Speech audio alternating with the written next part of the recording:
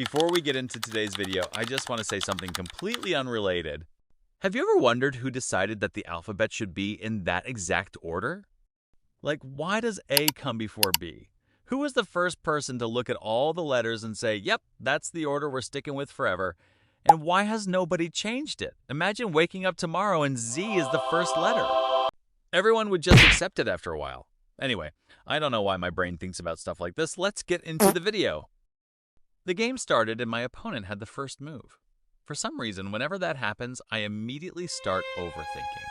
They make one normal move and my brain acts like they're setting up some genius trap I've never seen before. Meanwhile, I haven't even touched a piece yet.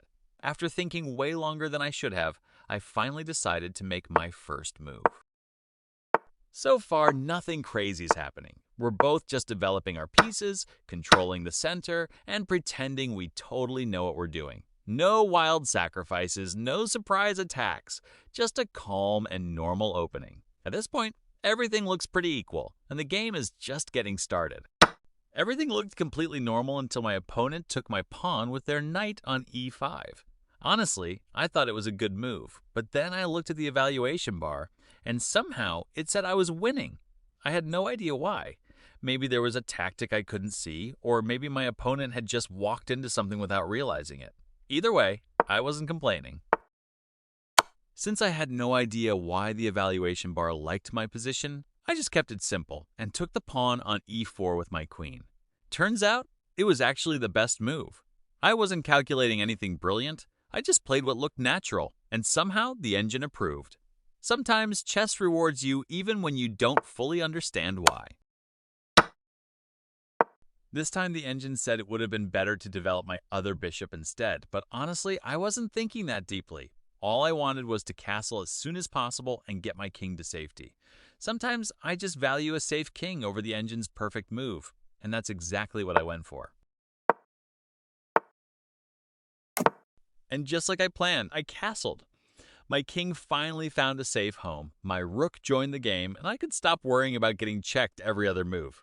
It might not have been the engine's favorite idea, but it was definitely my favorite. And this time we just started trading pieces. Nothing too exciting, just one trade after another.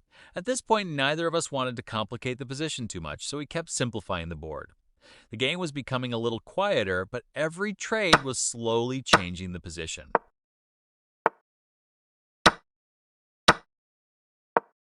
And this time I threw everything I had at that pawn. Every piece that could attack it was doing its job, hoping the pressure would eventually force my opponent to give it up. So I changed my plan. Instead of continuing the attack, I moved my knight, hoping it could eventually land on the perfect square and fork my opponent's king and rook. It wasn't guaranteed to work, but the idea was definitely tempting. And just like that, everything came together. My knight forked the king and the rook, turning what started as an idea into a winning tactic.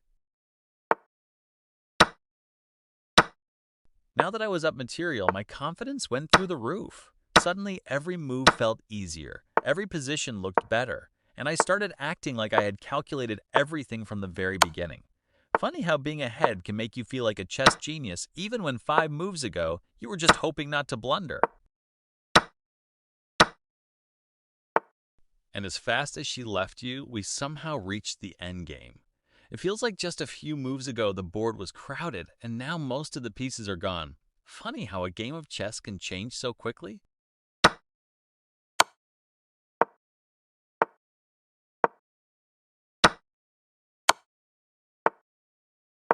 Now my opponent was stuck in a tough spot. They had to decide whether to sacrifice the knight or watch the rook disappear.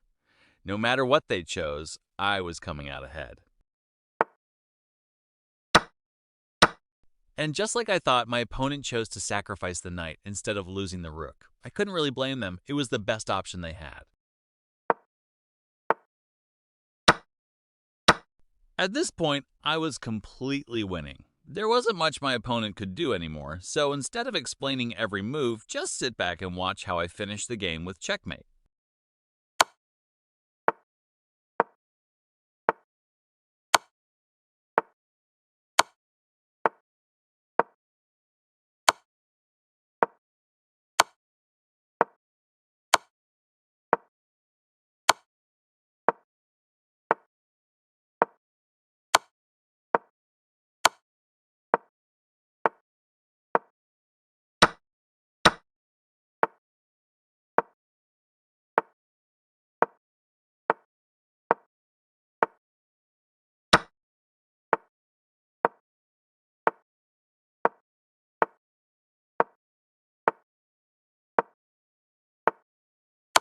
And that's how the game ended.